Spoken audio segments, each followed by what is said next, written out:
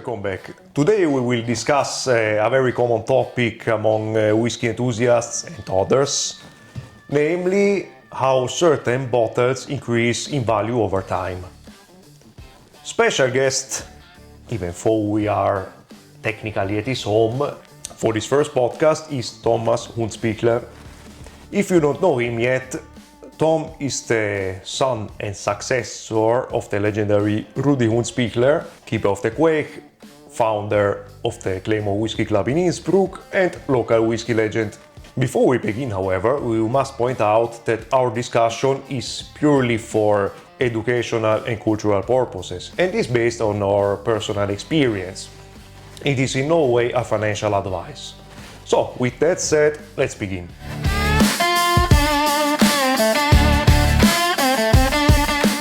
First of all, Tommy, thank you for the invitation and for your disponibility for this video, for this podcast.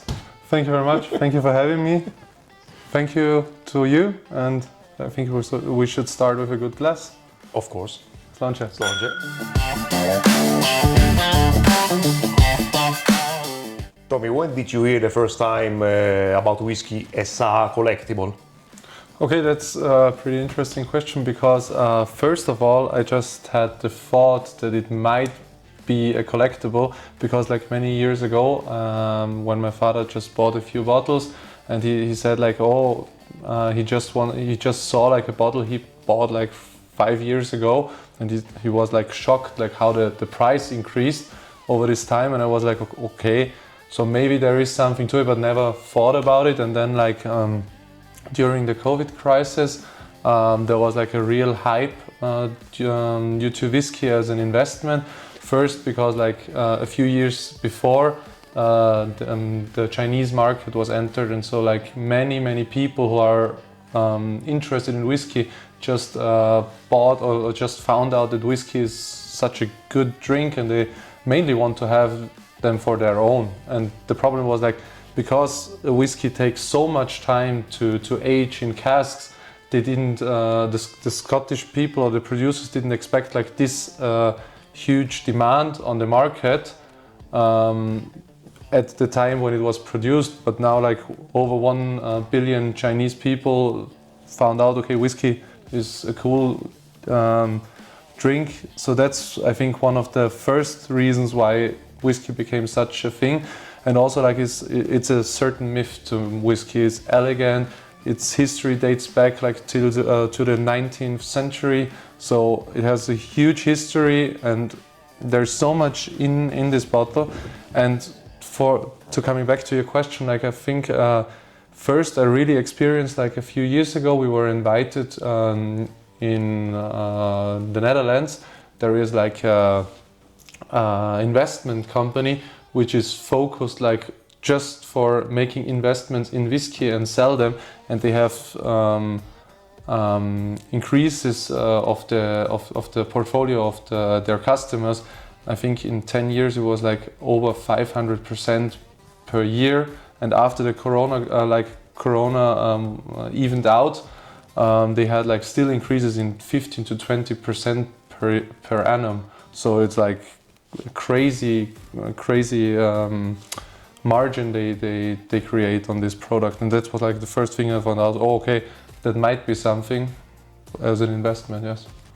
Because you mentioned the fact that whiskey has such a long history, the question is how important is that history behind whiskey? Does the value come from the product or the market?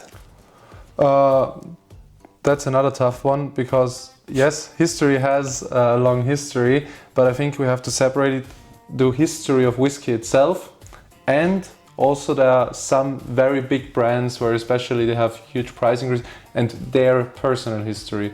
And I think that plays a fact. Also the market, because like everything that's rare has something to it. So if you have maybe, you know, it like limited editions, of course. So there is a magic behind it, but also the sellers and producers found out that there is magic behind limited editions.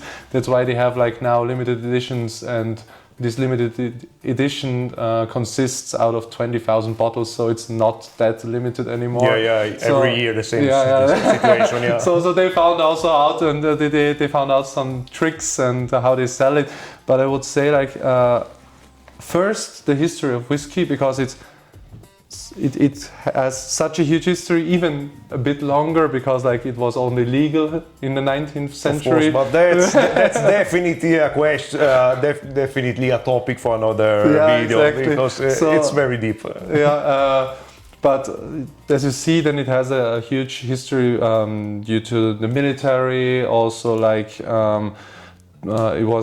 it's one of the biggest trade marks like in whole UK. So I think that's something that, and it also like plays part of history, because like in noble houses or like in later in like people who are wealthy, they also enjoyed this drink, and also like in films. So it has a certain image, and I think that helps the product and the brands as well. But also like the price comes also definitely from rarity, like in many cases. Also the brands, because like brands sell, it's like a thing, and like some brands have a very interesting history behind them. For example, Macallan is such a brand. But also the market, because as I mentioned before, when whiskey entered first in China, many people want to have the product, and the problem was like first you had a limited amount of people who are interested in whiskey, and now you have just so you entered a market of 1 billion and more.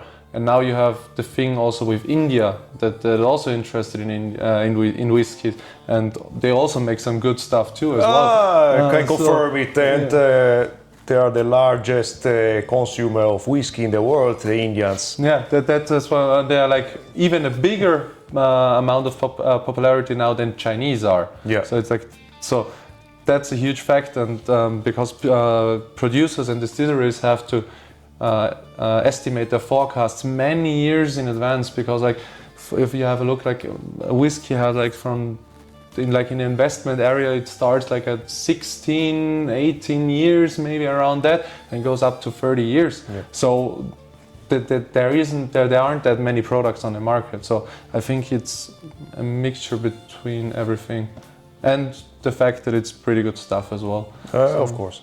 Okay, let's talk about closed distilleries. How much affect these ones the value? Yeah, that's an interesting topic on itself, because like closed distilleries, they usually have a reason or a history why they are closed.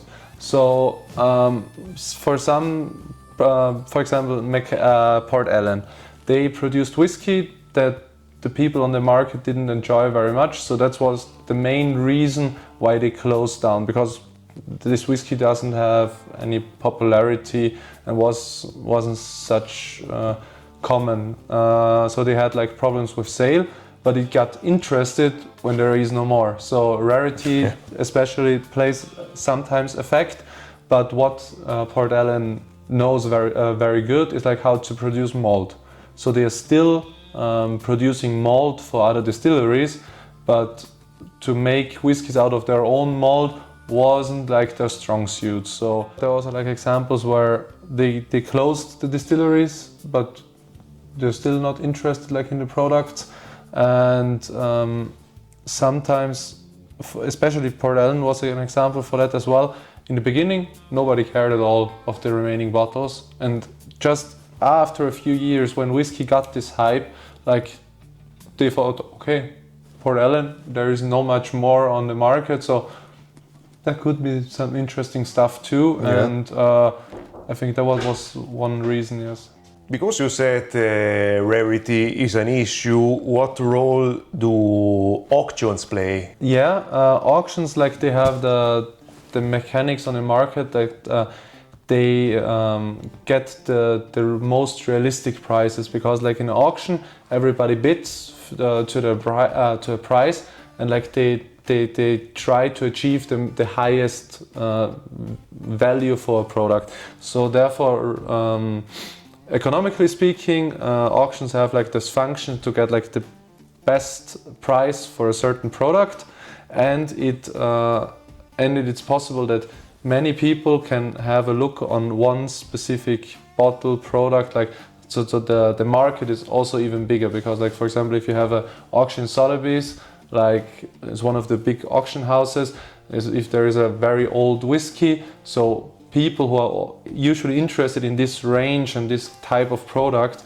they have now a field when they can bid on the product, and usually auctions increase the prices even more when there is a certain rarity on the market. So it goes for art, it goes for even wines, it goes for watches and diamonds, cars, yes, cigars also. Yeah. So you name it. So there are many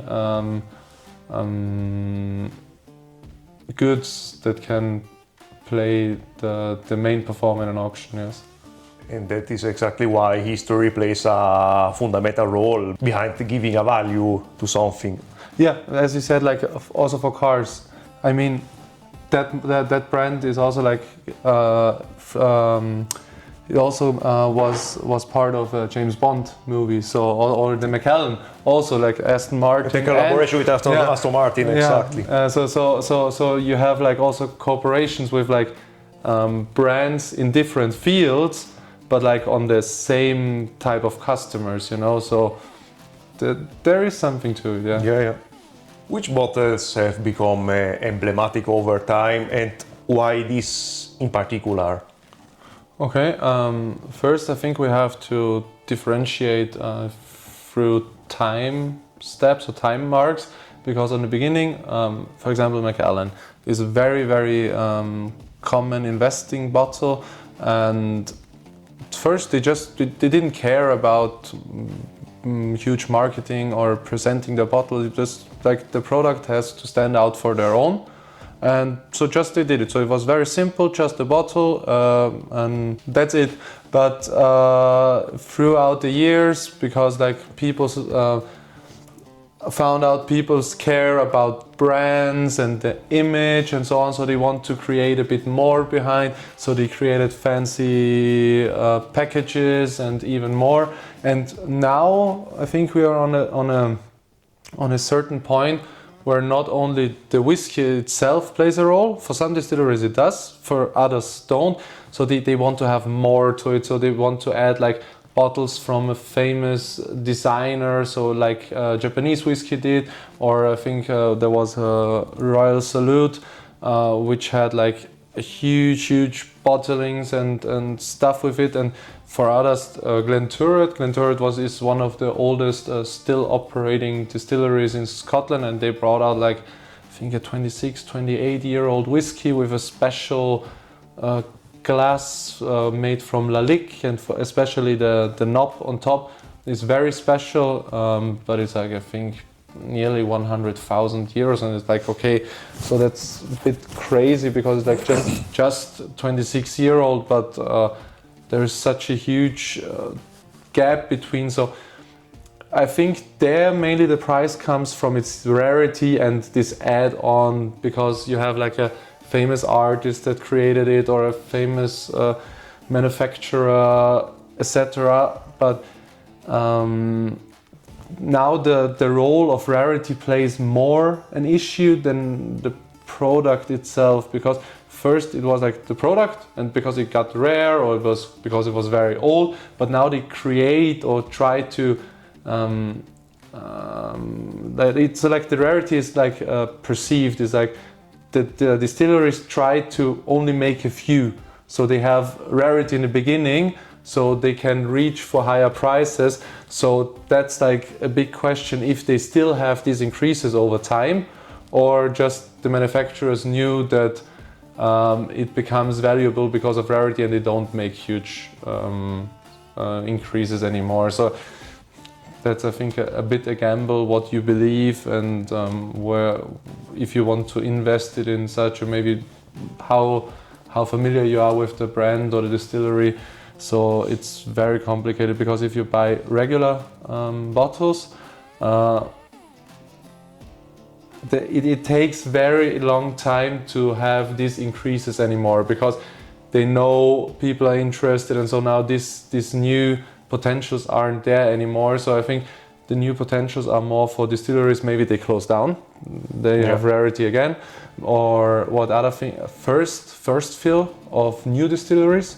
So that could be a potential, but also a gamble, and even more because like also usually like wholesale articles, like for example Jameson, etc., like the regular stuff, the regular price range you find in the supermarket, that's not investment quality usually, but at the moment they don't have this range anymore. A few years after, you see like a price increase. For example, we had it with Jameson 12 years, or Stracciatella 12 years. So they kicked out this range for the wholesale market, and now it become valuable again. Or there were also like whiskey bottles from 1950. There were also regular whiskeys you could buy at the supermarket, but now they are sold for incredible prices. Yeah, now I think they will try to make it through marketing and packages and stuff like this. Or you have like other distilleries that they have a huge history behind it, like House of Hazelwood, for example. They're very old whiskies, very good in my opinion, so I really like them.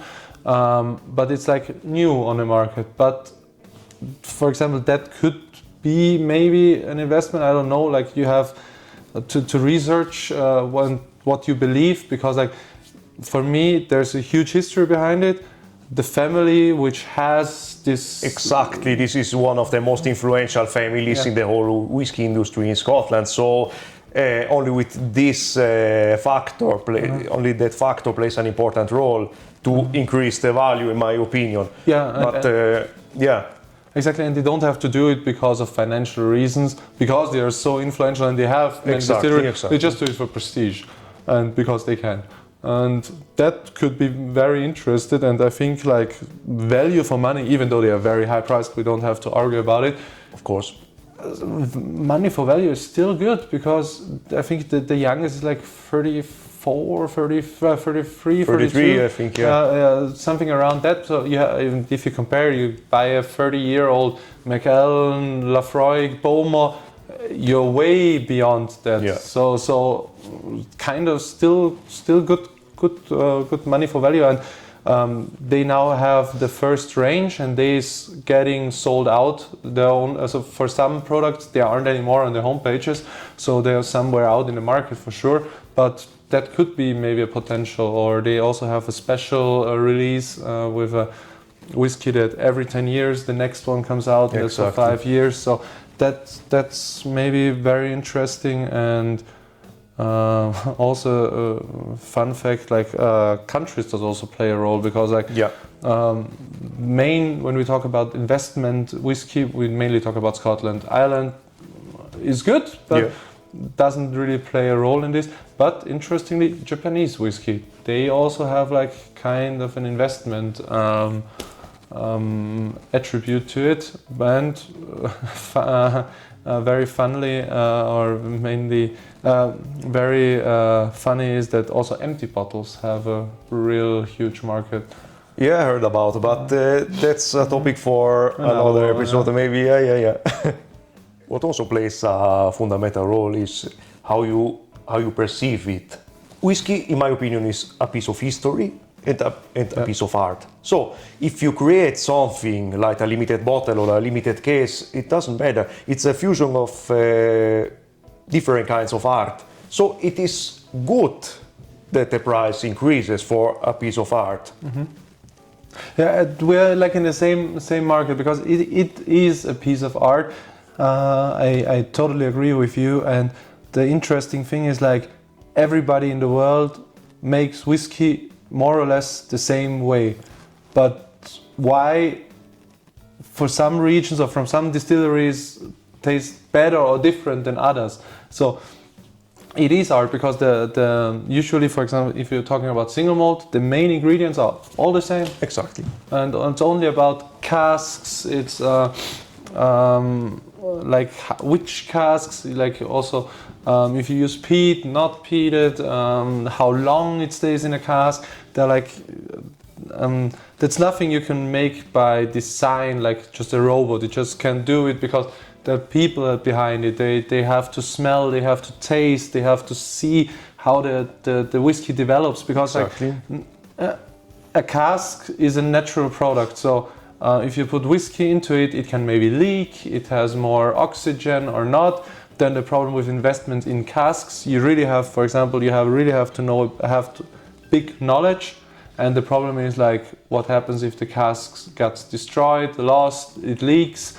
Maybe there are also wrong tastes you can get from a cask, so that it's all done. So like the aging was done in vain afterwards.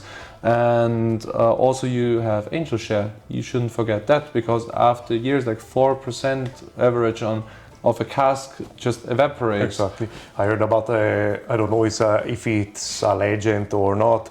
I heard about a distillery that wrapped plastic around the casks so they don't have angel share, but that's a natural process. If this process is made so since hundreds of years, there must be something to there it. must be. Exactly. Yeah. That's the thing. So the cask, because like everything that evaporates, it's just loss for the company. So they try to decrease it as much as possible. Yeah, but if you operate like that, if you wrap your casks in plastic, the art and the soul. in my opinion, you do your business just for business. You don't run a distillery just for passion. If you run it for passion, you have to live with the fact that there's angel share. Yeah, and So, just with the awareness of this fact, I am not willing to buy that whiskey, because I know they're just doing it for it's a commercial for commercial product, purposes, exactly. And I recently talked about that in a video of mine.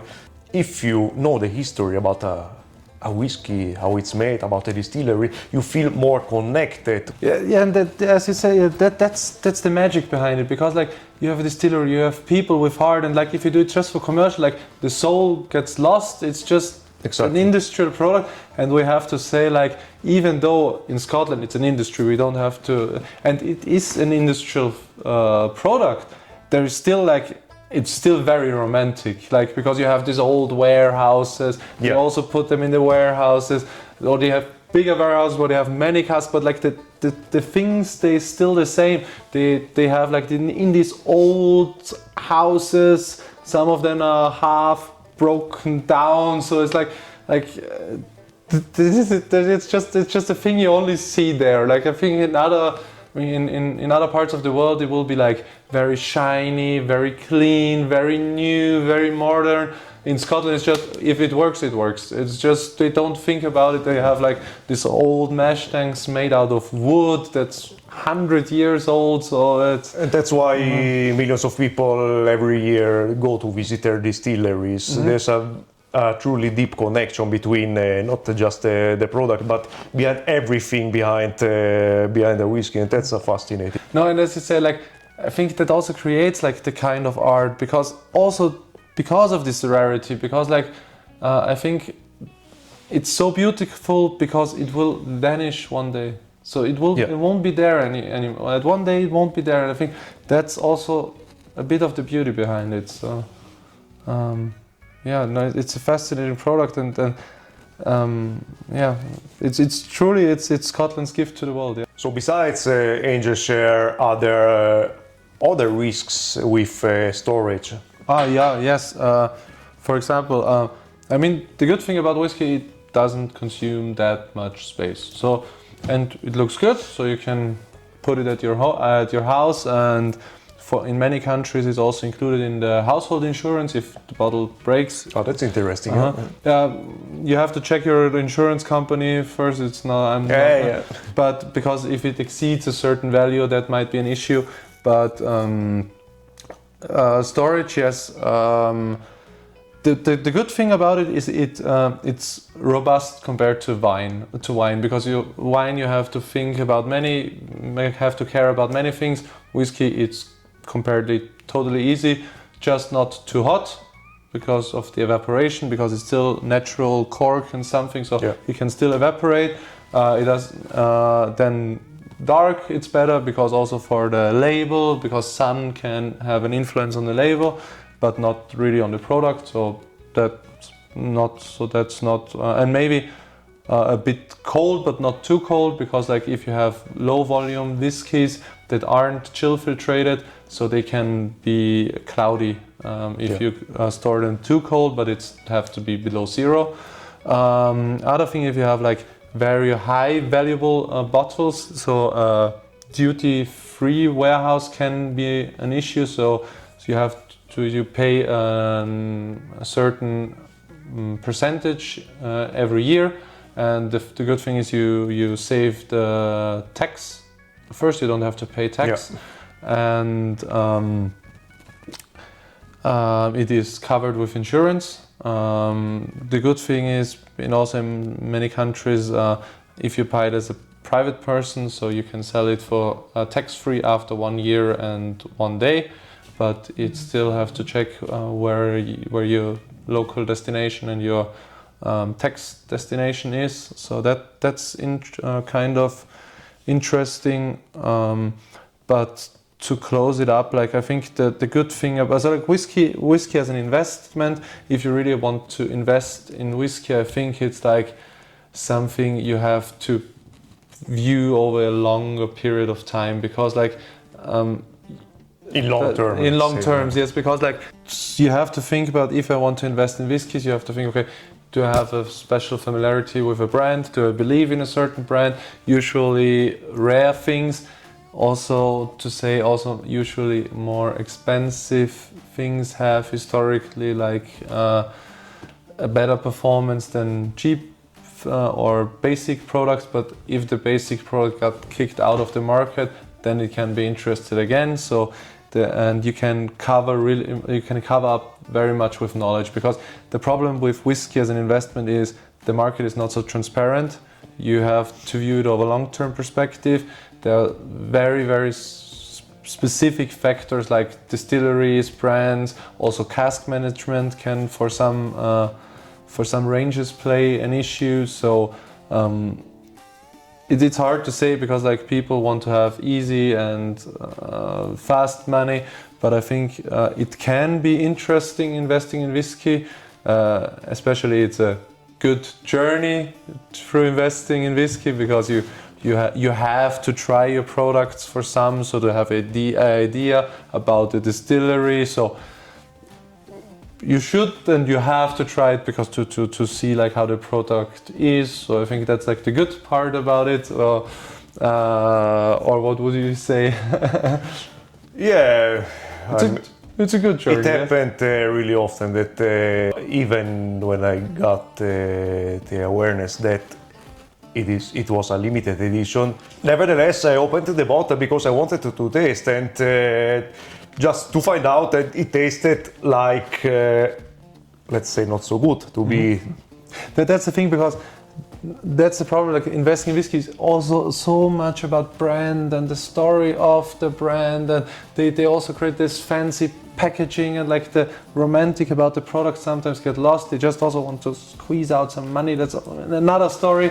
But for some brands, not all. No, yeah, but it's always a question of point of view. How do you see this? Because I don't know. Yeah, there are certain distilleries which launch a limited edition every year, and 15 in the same year. So you have that as well. But for example, Ardbeg with their mascot Shorty, when they launched their bone-shaped case, I bought it because I love it. Yeah, I love it to have it at home in my. Yeah, so sometimes marketing is also like kind of creativity, and if it's like part of creativity, I really like it, because like that's something, it has some story behind it, you know. But even it's like just to be expensive, like some other brands do, it's like, if you're that kind of person, okay, fine. If not, you're not, but there's some creative aspects as well. But the good thing is, like, even though there are limited editions, if you're in the luxurious position to invest in whiskey, you usually also have a bit of money, so you can also try this whiskey if you don't care, because the whiskey is made for drinking, not for storing. So Yeah. mainly, so and that's the good thing about whiskey. Even the investment doesn't pay out. Just drink it and have a nice day or evening with your friends. course. Open the bottle, share it with people you like. So, and with what other investment you can do it, like to share it with people you value and you love, and you also share a history with them people. So Exactly. share a history with other histories and make new history. So And that's the magic about the whiskey culture. To unite, to acquire knowledge, and to create harmony between everything Yeah. and everyone. exactly, like if you have an investment, you you buy a bottle and it turns out good, fine. Yeah. And if not, if you say okay, I'm taking the risk, because like for every investment you shouldn't put your whole money on it. So it's diversifying is an issue. So that can be an interesting mix, because it's also outside of the regular money market. And historically, like when times got bad, alternative investments got up. So if times are bad, you have something you can sell. So because money is not worth anything, maybe this can be. Yeah. And the worst thing, so because as an investment, you still have to think about you can lose the whole money you invested in it. It's a realistic scenario that can happen with every investment. But here you have some basic value. Exactly. Below Even, if money drops, for example, You still there's can make a nothing party. around. Yeah. But if the value of a whiskey drops, Make a party, in the worst case scenario, you have the bottle left. Yeah, make a party. With the content, Yeah. of course. Yeah, make a party out of it. Yeah. So celebrate that everything goes down. There would be much more to say, but I think for today we can conclude it here. What do you think? Something more to add? I mean, there is much to add, but maybe for a different time. That's one thing that's also very important about whiskey: living the moment and enjoying a drink, and share it with your friends. Holy words, Slonji. And Slonji. thank you again. Thanks for Thank watching, you. Thank you, guys. and see you next time.